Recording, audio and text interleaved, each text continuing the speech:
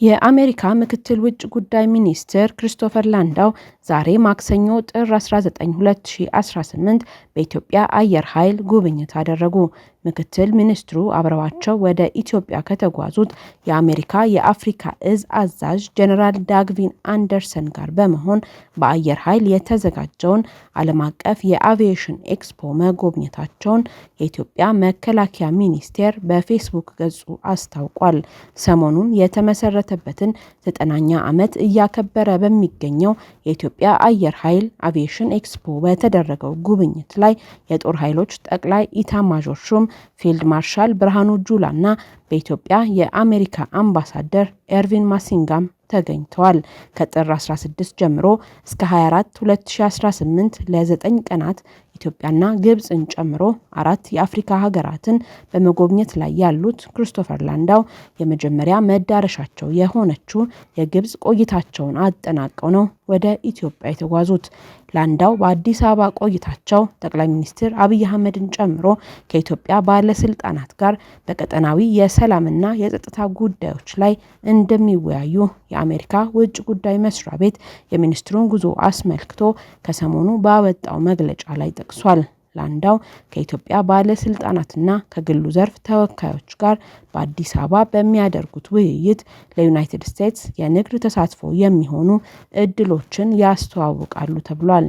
የአሜሪካ ምክትል ውጭ ጉዳይ ሚኒስትር ሆነው በመጋቢት 2017 ዓ.ም የተሾሙት ክሪስቶፈር ላንዳው ወደ ካይሮና አዲስ አበባ የሚጓዙት የሀገራቸው ፕሬዝዳንት ዶናልድ ትራምፕ ኢትዮጵያና ግብጽ በታላቁ የህዳሴ ግድብ ምክንያት የገቡበትን ውዝግብ ለመፍታት እንደሚሹ ባስታወቁ በጥቂት ቀናት ውስጥ ነበር።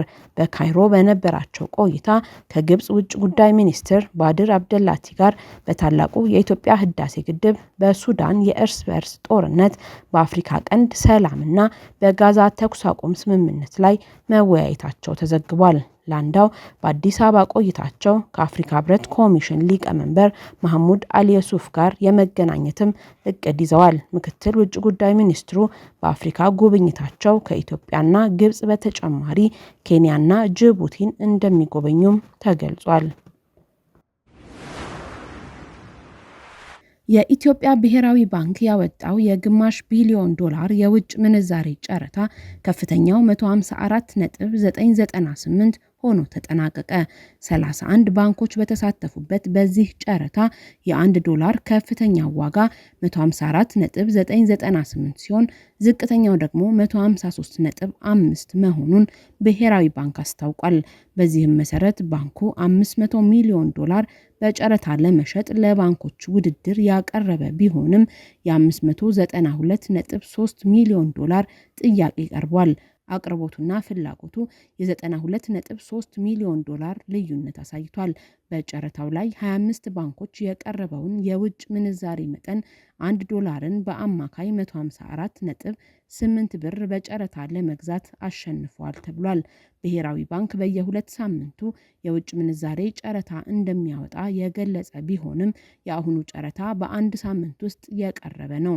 ባንኩ በተመሳሳይ ባሳለፍነው ሳምንት ለጨረታ ያቀረበው 70 ሚሊዮን ዶላር ቢሆንም በጨረታው የተሳተፉ ባንኮች ባቀረቡት ዋጋ የተጠየቀው አጠቃላይ የውጭ ምንዛሬ መጠን ግን 94.7 ሚሊዮን ዶላር እንደሆነ ብሔራዊ ባንክ ይፋ ያደረገው የውጤት መግለጫ ሪፖርት ያሳያል።